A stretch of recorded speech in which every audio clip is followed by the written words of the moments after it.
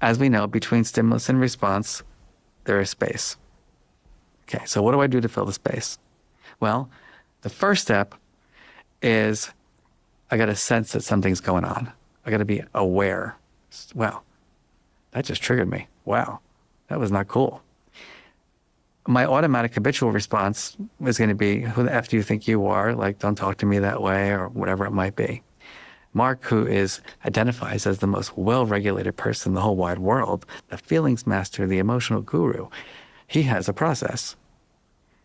He automatically takes the breath. He automatically builds a space. He automatically takes a step back. He does not go on that gut. He says, there's a better way. But that's not enough. So now I have to think about my best version of myself in my role as a husband. How do I want to be seen? How do I want to be talked about? How do I want to be experienced? In my role as a professor, in my role as a presenter. Different roles, different selves. And I've helped millions of people engage in this process, by the way.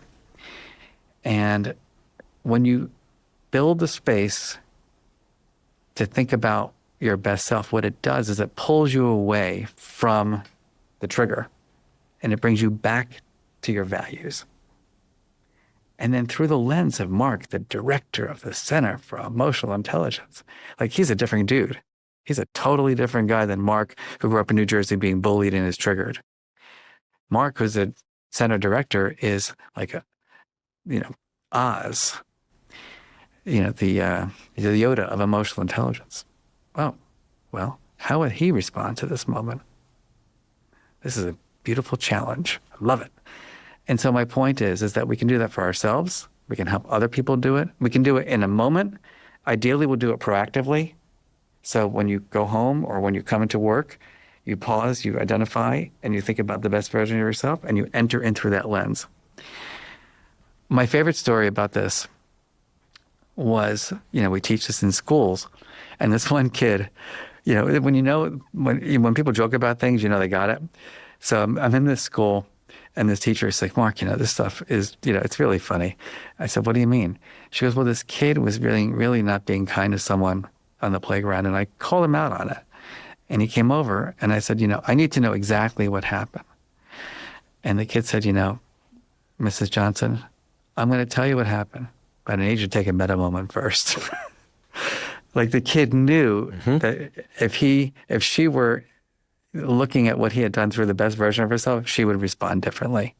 That's the magic of the work. Well, I think that the language around meta moment is something that with your permission, I'm going to help propagate, because I do think languaging and labels is very, very important in terms of getting useful tools out more broadly. Again, not to knock on the mindfulness meditation work that's goes back thousands of years, but it occurred to me at some point, like, there's genuine power for mental and physical health in these practices. Correct. Yoga nidra, et cetera. And I had to have a conversation with myself and go, you know what, I'm going to take some heat for this, but I'm not going to call it yoga nidra. I'm going to call it non-sleep deep rest, so more people do it. And I apologize, but that's, there was a reason. There's a reason to say, this is the physiological side. Eventually now we know you can just do long exhale breathing, right? Principle's the same. The languaging is so key for people to adopt these concepts, and they can't drink from the fire hose. This is also what I've realized. They can't take it all at once, but you're building a curriculum for people, and it's so important. I'm so struck by the link that you discovered and clearly embody of internalizing a fit person identification. You're a coach of a team. You're not going to be a slovenly coach. Right. You're going to show that you did all this and you could continue to do it if your students and your players challenged you to, right? Identifying with a certain emotional maturity, regulation level, that is also key. Because for myself, many years ago, I remember thinking, I don't miss workouts. I just decided I just don't miss them, to the point where sometimes I probably should miss them. I probably overshot the mark. I was like, and I learned I don't train sick. I now take weeks off every once in a while. So those are structured around that. So it's not push to the point of self-destruction. But with having an emotional identity that you see in yourself and can live into. I think that's a beautiful thing. I mean, David Goggins talks about having to have the old Goggins and the new one in order to be the new one, because both live inside his head. He sat in that very chair and explained both of them are in here, but he has to take actions to be one and not the other every single day. And I think as this language around what we're talking about evolves, I do think it's going to go really far and wide. I have a theory right now, tell me where it's wrong, because it's almost certainly wrong, that many people are very in touch with their extreme emotions of anger, sadness, feeling like they're just, they're too woke, they're fascist, like they're just in touch with the emotions. And then we're really good at putting labels on other people's identities, right? They're a narcissist, they're a fascist, they're extreme woke. But we don't really think about our own identity as much. Yeah. We're kind of lost in the emotions. And political parties, people usually know where they stand. But what would this look like to come up, like, I'm not asking you to do this on the fly, but I'm asking you to do this on the fly. It's all right. Should we be thinking about emotional maturity, emotional intelligence? Is there a word that like we can internalize? Like, I'd like to be in shape. I kind of know what that is.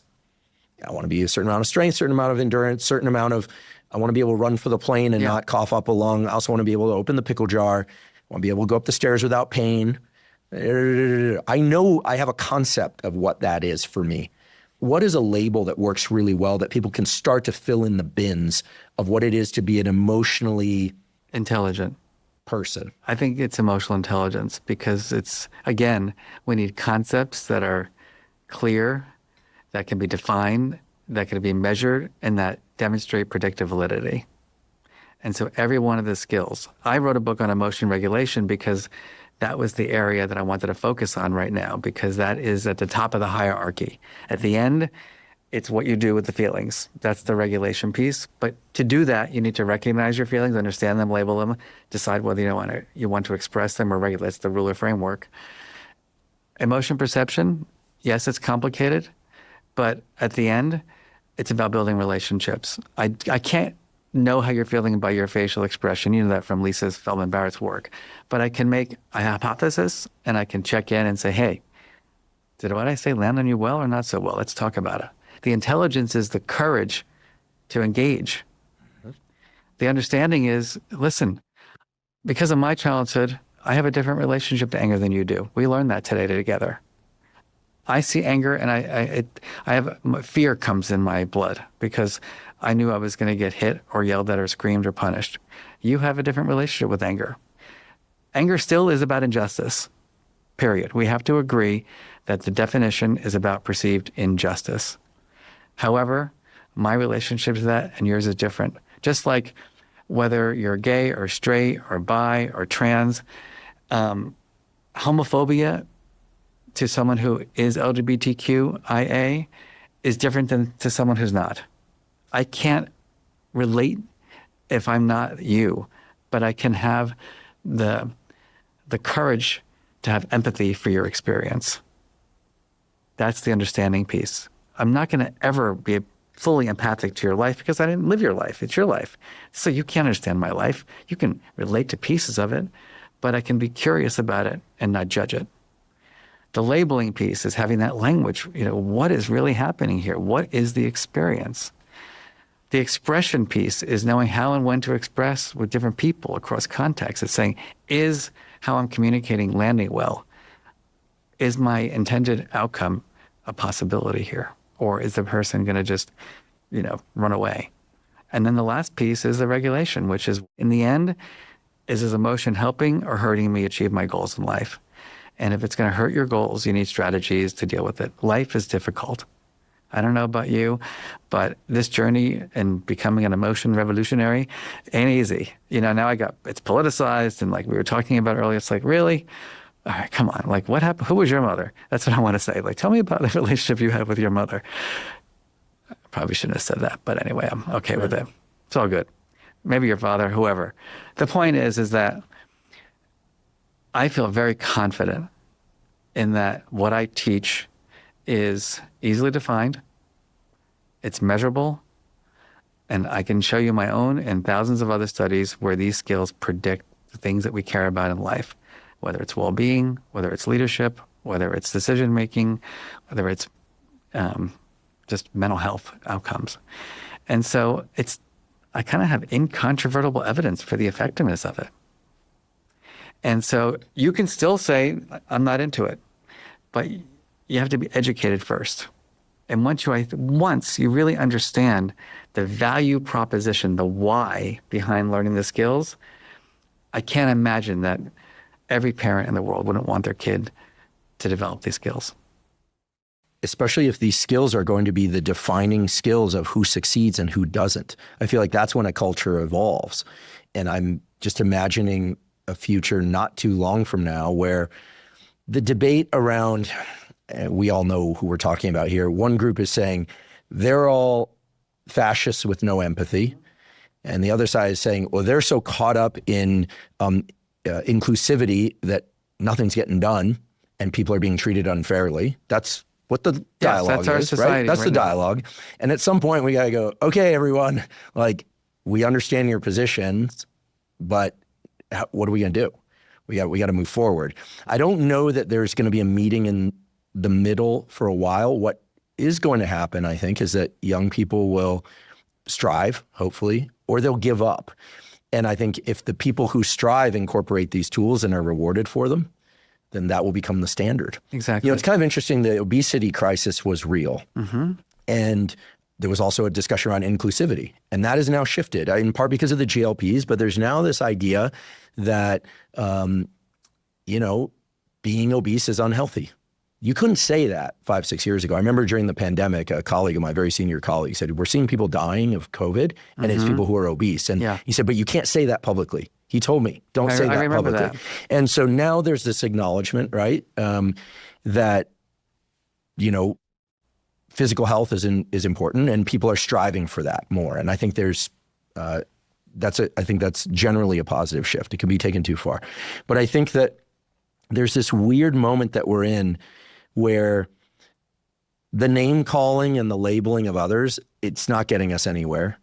The opportunity cost is that we're not actually figuring out like what we're responsible for. And I'm pointing fingers at both sides. And I'm also pointing fingers at myself because For sure. I can sit here and say all sorts of things, but clearly we all have this work to do. Something important about that is that you don't know someone until you know their story. Like, I know a little bit about your story now. I want to know more. But, and you know a little bit more about my story. And once you know someone's story, you start having more interest in them, more compassion for them. My partner made a movie during the pandemic called America Unfiltered, which was him and his friend. So it's a gay Panamanian running around with a straight Russian around America for a year, interviewing people about what it means to live in America today. And they went to Trump rallies and Biden rallies, and they went into poverty, and they went into all over America, gun shop owners and black moms whose kids had been murdered by the police, and people who wanted to become Americans, citizens. And it was a listening journey. And it was a remarkable on how, I did a study on this actually. I showed people the expressions of people, and I had them judge, would you want to get to know this person? How warm is this person, et cetera, before they watched the movie. And what we found was that people were very judgmental based on race, based on if they were holding a gun or not. And then you watch the movie and you see the gun shop owner cry when he's talking about his relationship with his father. And that the only way he and his father could bond was over, the guns. And you start hearing his story and you're sort of like, this guy's a really nice guy, actually. And then we tested people afterwards, and we found that people had completely different judgments of people after hearing them and listening to their stories.